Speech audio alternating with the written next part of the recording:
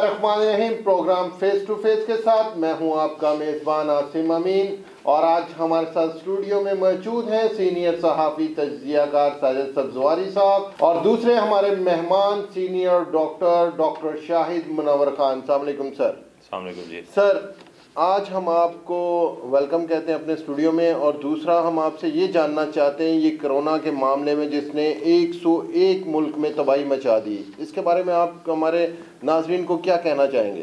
पहले जी बहुत बहुत शुक्रिया मुझे यहाँ बुलाने का। दूसरा ये कोरोना जो है बेसिकली एक वायरस है। जिस तरह बहुत सारे वायरसेस पाए जाते हैं यहाँ पे कई हज़ार वायरसेस हैं जी, लेकिन ये एक नया वायरस है कि जो इसका अमूमन ये सोचा जा रहा है कि ये जानवरों से इंसानों में कन्वर्ट हुआ, शिफ्ट हुआ है जी।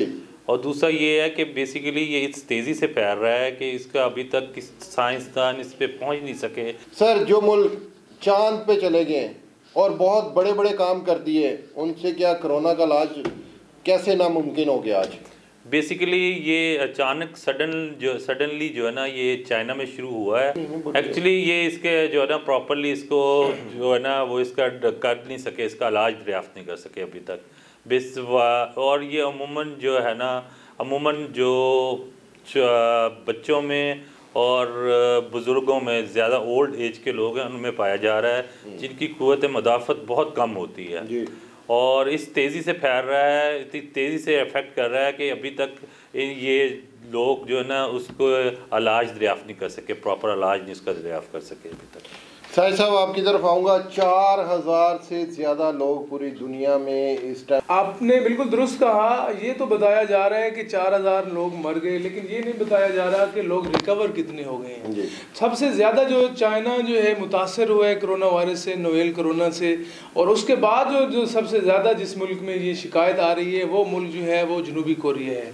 अब इन तमाम मामलों में हमने देखना है जनूबी कोरिया के अंदर तकरीबन 3000 के मुताबिक साहिद साहब दूसरा मुल्क इटली हो गया है जिसमें मौत की तादाद 400 से प्लस चली गई है। सर देखिए, इटली के अंदर तो लॉकडाउन गवर्नमेंट ने कर दिया है, लोगों को ये कह दिया है कि आप घरों में रहें। लेकिन इस वक्त हमें सोचने की बात ये है, जो इम्पोर्टेंट इशू आजकल मौसम के हवाले से चल रहा है वो ये है कि आम फ्लू बुखार को भी लोग कोरोना समझ रहे हैं। अब जिस बंदे को फ्लू हो जाता है, जुकाम हो जाता है, तो वो खुद भी डरने लग जाते हैं और लोगों को भी कहते हैं मुझसे दूर रहें। ऐसी कोई बात नहीं है। कोरोना का मामलात और हैं, आम फ्लू के मामलात और हैं।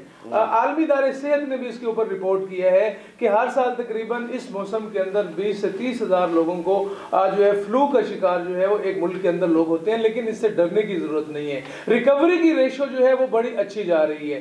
पाकिस्तान के अंदर भी तकरीबन 7-8 केसेस हो चुके हैं, लेकिन उसमें कई लोग रिकवर भी। सर, आप क्या समझते हैं जितनी तेज़ी से चाइना ने इस बीमारी को कवर किया, क्या दूसरे मुल्क कर पाएंगे? देखिए, उन्होंने उसकी प्रिकॉशनरी मेजर्स ज़रूर लिए हैं, लेकिन अभी तक कोई भी वैक्सीन इसकी तैयार नहीं हो सकी अनफॉर्चुनेटली। साइंसदान इसके ऊपर तेज़ी से काम ज़रूर कर रहे हैं कि कोरोना की कोई ना कोई वैक्सीन जो है वो फौरी तौर पर बन जाए। लेकिन आपने ये देखा चाइना के शहर वुहान से, जहाँ से चाइना ने शुरू हुआ है, इसमें बहुत तेज़ी से काबू पा लिया।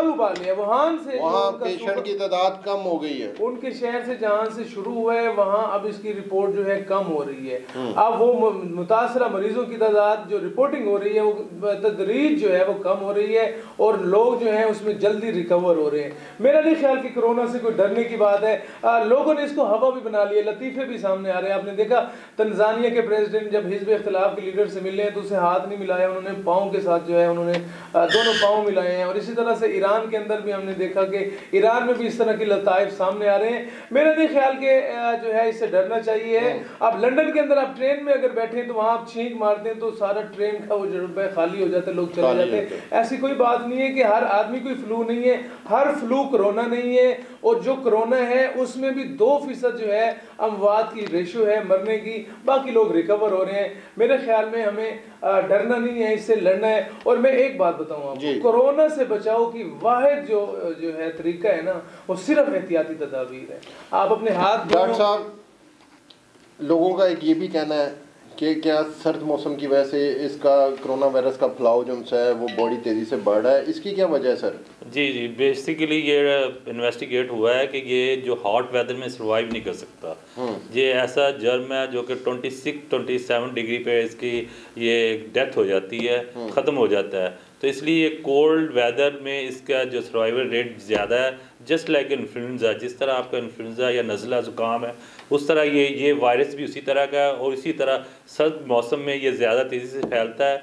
और इसका वाहिद हल यही है कि आप जो है हॉट वाटर और गर्म चीज़ें वो इस्तेमाल करें, और सर्द चीज़ों कोल्ड चीज़ों से बचें। मिडल ईस्ट में दर्जा हरारत 50+ होता है, वहाँ आने की वजह क्या है फिर? नहीं, वहाँ पे नहीं है आजकल, वहाँ टेम्परेचर कम है। कुछ एरिया ऐसे होते हैं जो कि वहाँ पे वेदर बहुत कोल्ड होता है। वो ट्रैवल लोगों ने ट्रैवल किया है उन जगहों पे, उन मुल्कों में, उसकी वजह से एक फैक्टर तो ये भी है, लेकिन बेसिकली ये असल फैक्टर ये है कि वहाँ पे कोई इलाके ऐसे भी हैं जहाँ पे जो आपका टेम्परेचर बहुत लो डिग्री में रहता है। सर साहब, आखिरी सवाल है जी, इटली में एमरजेंसी नाफिज हो गई है सर। बिल्कुल, ये गवर्नमेंट ने दुनिया की तारीख में ये पहला ऐसा वायरस है जिसने बर्बादी, हर साइड पर बर्बादी फैलती है। आपकी बात दुरुस्त है, ये एक बायोलॉजिकल जो इशू हुआ है और इसके पीछे अभी तहकीकात होना बाकी हैं कि इसकी ग्रोथ की वजह क्या है, ये अचानक से दुनिया में कैसे आया। अभी तक ये जो बुनियादी इंफॉर्मेशन आई है कि ये जानवरों से ही और चमगादड़ से ही जो है शिफ्ट होता है। और इटली के अंदर सुनी सुनाई बातें इसके ऊपर तहकीक जारी है, वैक्सीनेशन के ऊपर काम हो रहा है। चाइना ने ये इंडिया भी दिया है कि वो अप्रैल के एंड में इसकी कोई ना कोई वैक्सीन जो है वो इसकी ज़रूर दरियाफ्त कर लेंगे, और इसके ऊपर तेज़ी से काम जारी है। और इसकी वजह ये है कि चाइना के अंदर जो रिपोर्ट्स आ रही हैं वो बड़ी अच्छी रिपोर्ट्स आ रही हैं, दुनिया को डरना नहीं चाहिए। अब गौरव का स्टाइल हो रहा है। अब इटली के अंदर तो गवर्नमेंट ने कह दिया कि लॉकडाउन करें, लोग घरों में रहें, गैर ज़रूरी तौर पर बाहर ना आए, गैर ज़रूरी तौर पर जो है मिलना मिलाना बंद करें, पब्लिक तकरीबात में ना आए। हाँ जी, जहाँ पर जो है पब्लिक गैदरिंग से जो है वो पब्लिक गैदरिंग हो ही नहीं रही है यूरोप के अंदर। लेकिन आप ये देखें कि पाकिस्तान के अंदर भी कोरोना आया है, इसकी भी शिकायत हैं, बाकायदा रजिस्टर्ड हुए मरीज, लेकिन पाकिस्तान के अंदर हम सारे लोग इस वक्त PSL एंजॉय कर रहे हैं। कोरोना से हम लड़ना जानते हैं, कोरोना से कई गुना ज्यादा जो है वो डेंगू वायरस जो था वो खतरनाक था। हमने उससे भी लड़ाई की और उसको भी मात दी, और हमें इससे भी डरने की जरूरत नहीं है। मेरा ख्याल है सुन्नत है हाथ मिलाना, मुसाफा करना, इससे जो है कोरोना नहीं आता। खास तौर पर इस वक्त जो इंपॉर्टेंट चीज़ है, जो लोग ईरान से आ रहे हैं, चाइना से आ रहे हैं, उन्हीं में ये तशखीस है। बाकी पाकिस्तान अल्हम्दुलिल्लाह इससे महफूज है और इंशाल्लाह महफूज रहेगा। वहाँ से भी जो लोग आ रहे हैं उनकी भी एयरपोर्ट पे स्क्रीनिंग हो रही है, करनतीनिया में रखा जा रहा है, और उनको भी ट्रीटमेंट करके उनमें से बेशुमार लोग जो हैं जो कोरोना की शिकायत जिनमें थी वो रिकवर हो चुकी है। इससे डरना नहीं है, इसका मुकाबला करना है और एहतियाती तदबीर। आखिरी मिनट, पाकिस्तानी लोगों के लिए क्या मैसेज देंगे? इसमें सबसे बेसिक चीज़ जो है वो हमें एहतियात करना चाहिए। ये वायरस जो है इसका तकरीबन 400 से 400 से लेके 600 माइक्रोन तक इसका साइज़ होता है, और इसमें ये होता है कि बहुत हैवी एक तरह का वायरस समझा जाता है। और ये इसमें ये होता है कि ज़्यादा देर ये सस्पेंड नहीं कर सकता एयर में, ये हमेशा ये किसी सरफेस पे जो है ना वो सेटल होगा। मिसाल के तौर पे अगर यहाँ हम बैठे हुए हैं तो यहाँ पे जो सरफेस, इस सरफेस पे अगर आता है तो ये 10 to 12 आवर्स तक के सर्वाइव करेगा। और ये जो और अगर किसी आपके हाथ पे आ गया तो अब अबाउट 10 मिनट्स तक ये सर्वाइव करता है। तो इसका हल यही है कि आप अपने जो हाथ है ना, ख़ास तौर पे जो उनको हर 10-15 मिनटों के बाद वॉश करें, सेंसिटाइज़र यूज़ करें, जो अल्कोहल सेंसिटाइज़र वो यूज़ करें। और प्लस ये है कि कोशिश करें कि ज़्यादा अपने आँखों को, नाक को और मुंह को टच ना करें इन चीज़ों से, हाथ बार बार टच ना करें अपने हाथ को। और ये है कि दूसरा ये है कि अगर किसी जगह पे आप जाते हैं तो कोशिश यही करें कि आपने जो है ना वापसी पे आप आके तो अपने जो कपड़े वगैरह ये चीज़ें हाथ शाथ ये वॉश कर लें, तो इंशाल्लाह फिर कोई चांसेस नहीं इसके फैलने के। इसके ज़्यादा चांसेस यही है बाई टच ये फैलता है, और एक दूसरे को टच करने से नहीं फैलता। सरफेस पे अगर ये है किसी जगह मौजूद है, वहाँ आप टच करेंगे उस चीज़ को तो वहाँ से फैलेगा। जी नाज़रीन, सुना आपने हमारे पैनलिस्ट की गुफ्तगू। कल तक के लिए इजाज़त दीजिए, अल्लाह ने के बाद।